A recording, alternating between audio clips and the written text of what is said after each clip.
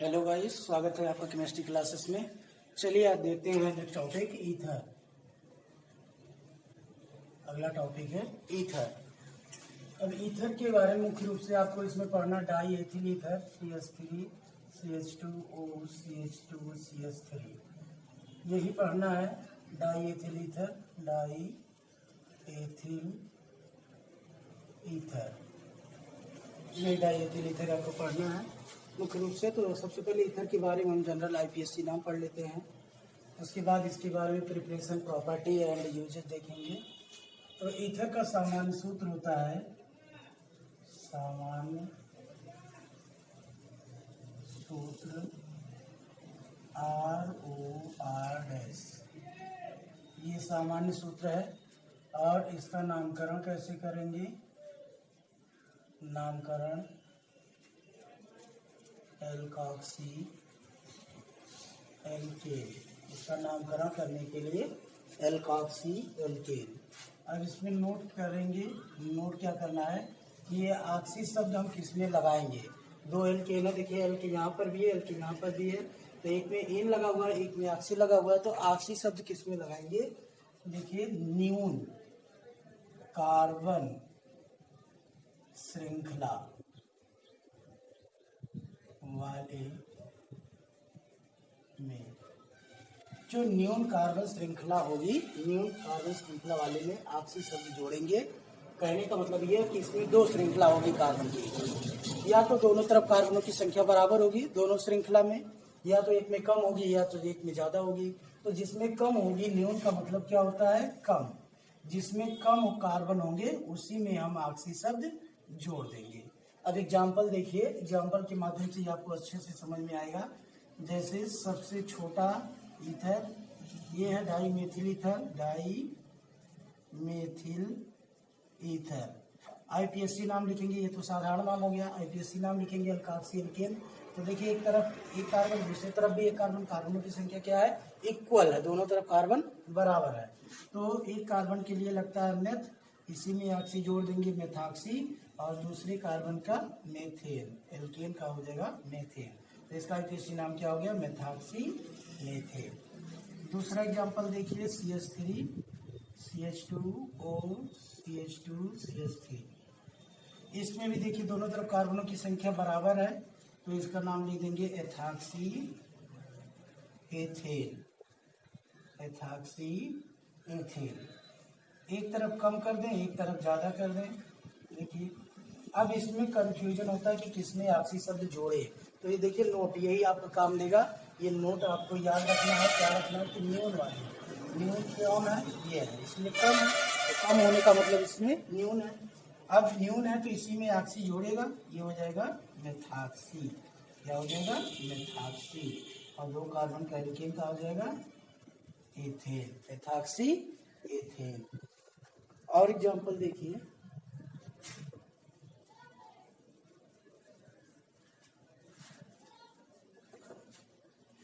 देखिए अगला एग्जांपल, जैसे CH3 CH2O CH CH3 CH3 1 2 3। इसमें तीन कार्बन की लंबी श्रृंखला है, ये लंबी श्रृंखला तीन कार्बन की। और इसमें दो कार्बन वाले में ऑक्सी शब्द जुड़ेगा, तो ये हो जाएगा एथॉक्सी। एथॉक्सी ये किस पर है? दो पर है, 2 एथॉक्सी। और ये क्या हो जाएगा? Propane, 2 ethoxy propane. कहने का मतलब कि ये एथॉक्सी ग्रुप किस पर है? कार्बन नंबर 2 पर है, और तीन कार्बन का एल्केन है, 2 एथॉक्सी प्रोपेन।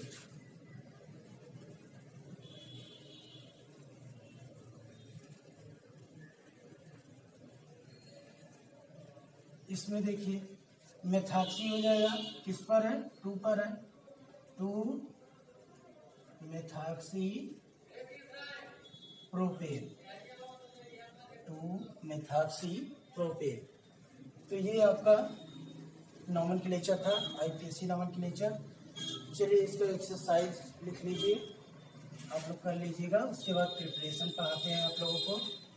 एक्सरसाइज हम आपको दे देते हैं, exercise exercise number 1 CH3O CH3, exercise number 2 CH3 CH2O CH3, exercise number 3 CH3 CH2O CH2 CH3, exercise number 4 CH3O CH CH3 CH3, exercise number 5 CH3 CH2O CH CH3 CH3, exercise number 6 CH3 CH2 CH2O CH3, exercise number 7 CH3 CH2 CH2O CH2 CH3, exercise number 8 CH3 CH2 CH2O CH2 CH2 CH3, exercise number 9 CH3 CH2 CH2O CH2 CH2 CH2 CH3, exercise number 10 CH3O CH2 CH2, ये CH है, ये CH3 है, ये CH3। ये 10 exercise है आपका ether का। आप एक्सरसाइज कंप्लीट कर लीजिएगा। अब इसके बाद हम आपको पढ़ाने जा रहे हैं प्रिपरेशन प्रॉपर्टीज एंड यूजेज। चलिए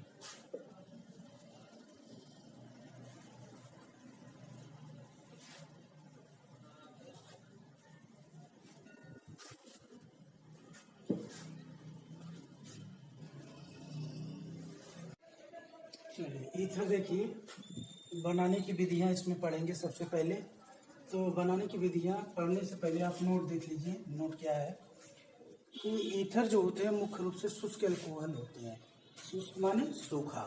एल्कोहल को अगर सुखा दिया जाए तो वही क्या बना लेते हैं, ईथर बना लेते हैं। इसीलिए लिखा गया है कि ईथर मुख्य रूप से क्या होते हैं, शुष्क एल्कोहल होते हैं। शुष्क एल्कोहल होते हैं। अतः इनका निर्माण एल्कोहलों के आंशिक निर्जलीकरण द्वारा किया जा सकता है। अगर एल्कोहल का आंशिक निर्जलीकरण कराएंगे तो हमें ईथर प्राप्त होगा, लेकिन अगर पूर्णतया निर्जलीकृत हो जाएगा तो हमें एल्कीन प्राप्त होगा। दोनों पॉइंट आपको याद रखना है, आंशिक निर्जलीकरण और पूर्णतया निर्जलीकरण। आंशिक निर्जलीकरण पर क्या प्राप्त होगा, हमें ईथर प्राप्त होगा, लेकिन अगर कंप्लीट निर्जलीकरण हो गया तो एल्कीन प्राप्त होगा।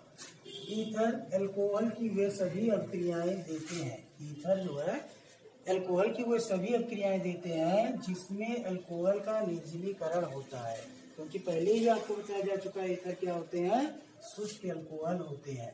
इसीलिए जो रिएक्शन आपका एल्कोहल का होगा वही ईथर का भी होता है। जैसे एस्टरीकरण हुआ PCl3 से किया हुआ, PCl5 से किया हुआ आदि। फिर डाईएथिल ईथर बनाने की विधियां देखिए। पहली विधि है एथिल एल्कोहल के निर्जलीकरण द्वारा। तो कैसे बनाएंगे एथिल एल्कोहल, सबसे पहले आप लिख लीजिए CH3 CH2O CH2 CH3। ठीक, ये है आपका एथिल एल्कोहल। डाईएथिल ईथर बन गया एथिल एल्कोहल। बस ये हो गया एथिल एल्कोहल। एथिल एल्कोहल हो गया।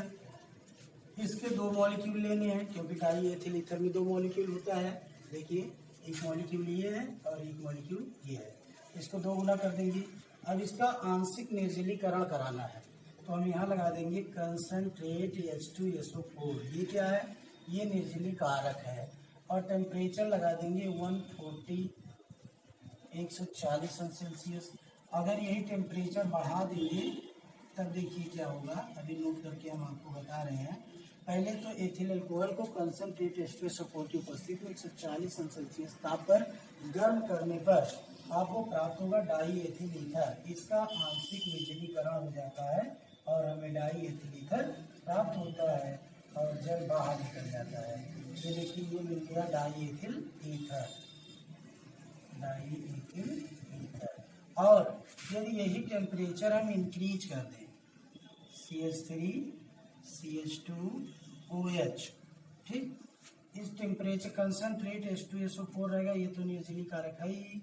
अब टेम्परेचर केवल हम इंक्रीज करके कितना कर दें, 160 से 170 अंश सेल्सियस, तो ये कंप्लीट निर्जलीकृत हो जाएगा, यानी कि पूरा जल का अणु निकल जाएगा और ये बना लेगा एल्कीन यानी कि एथीन, और H2O बाहर निकल जाएगा, इसका नाम है एथीन, और सामान्य नाम है एथिलीन, जिसको फल पकाने वाली गैस भी कहा जाता है।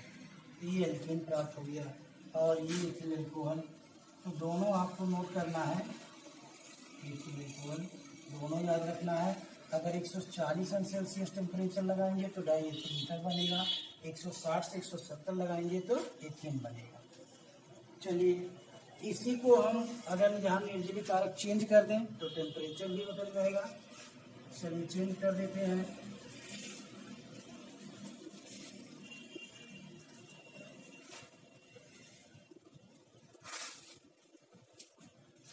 इथिल अल्कोहल ले लेंगे, एल्यूमिना ले लेंगे यहाँ, Al2O3, और यहाँ टेम्परेचर लगा देंगे लगभग 250 अंश सेल्सियस ताप, और 350 लगा देंगे तो ये पूरा निर्जलीकृत हो जाएगा। ये बन जाएगा die ethyl ether CH3 CH2O CH2 CH3 और प्लस CH2O, ये आपका क्या है, डाई एथिल ईथर, और ये वाटर मॉलिक्यूल, और ये आपका एथिल अल्कोहल। एथिल अल्कोहल देखिए हमने क्या किया, यहाँ निर्जली कारक चेंज कर दिया, टेम्परेचर अपने आप बदल गया। फिर दूसरी विधि है बनाने की, विलियमसन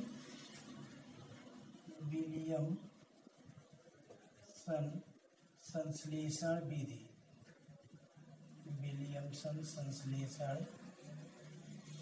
विधि, विलियमसन संश्लेषण विधि। ये क्या होता है, देखिए अगर सोडियम एल्कोक्साइड को किसी एल्किल हैलाइड के साथ गर्म कर दें, अगर सोडियम एल्कोक्साइड को, ये क्या है, सोडियम एल्कोक्साइड, सोडियम एल्कोक्साइड, और ये क्या है, ये है एल्किल हैलाइड। अगर सोडियम एल्कोक्साइड को एल्किल हैलाइड के साथ गर्म कर दें तो ईथर प्राप्त होता है, ये ईथर प्राप्त होता है। अभी आपको मिलता है ईथर का सामान्य सूत्र यही होता है, ये सोडियम हैलाइड है, सोडियम हैलाइड, और ये ईथर हो गया।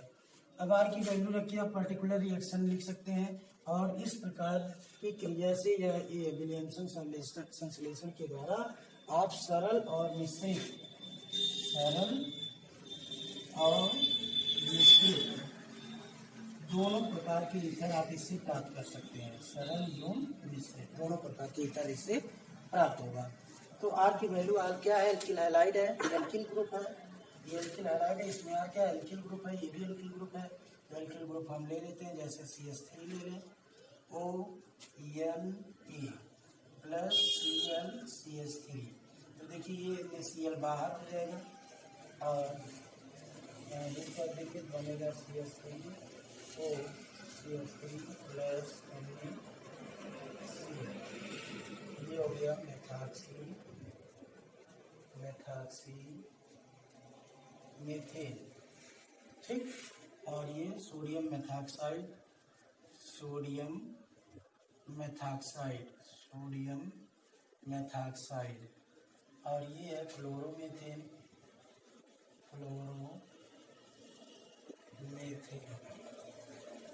ये क्लोरोमीथेन हो गया, सोडियम मेथॉक्साइड हो गया, ये विलियमसन संश्लेषण। अगर डिफरेंट बनाना है तो दूसरा भी देख लीजिए,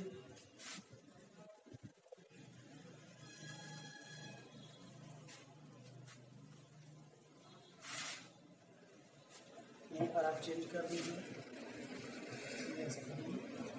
CH2ONP प्लस Cl CH3, देखिए मिश्रित वाला बन जाएगा, सोडियम मेथॉक्साइड मेथॉक्साइड, और ये हो गया क्लोरोमीथेन, बन जाएगा CH3 CH2O CH3 प्लस उनमें Cl, ये बन गया मेथॉक्सी एथेन, मेथॉक्सी एथेन। अगला देखिए तीसरी विधि बनाने की।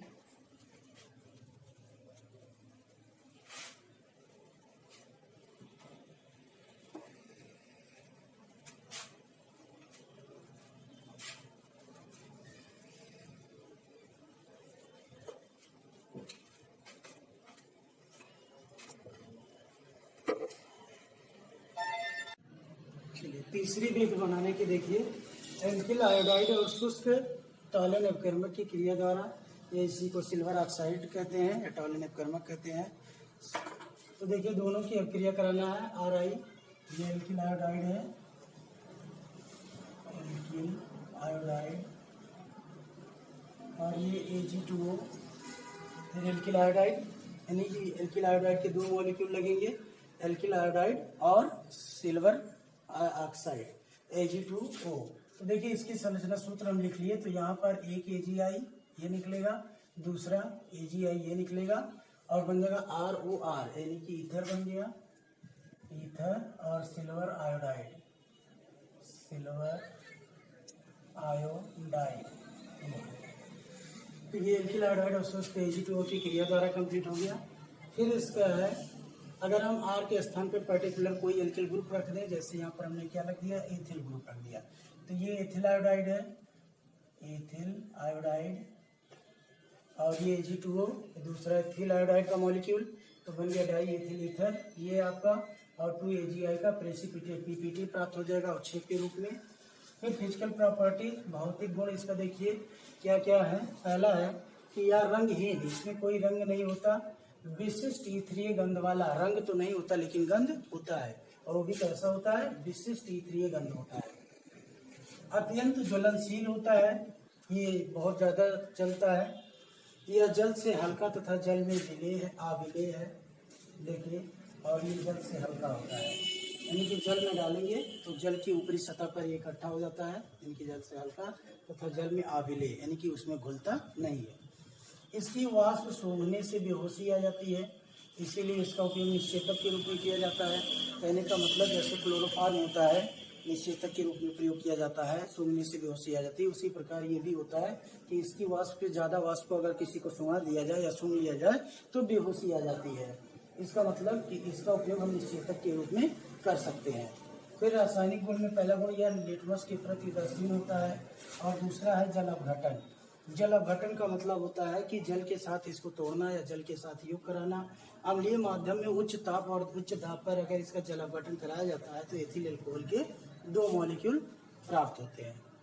बाकी नेक्स्ट लेक्चर में। धन्यवाद।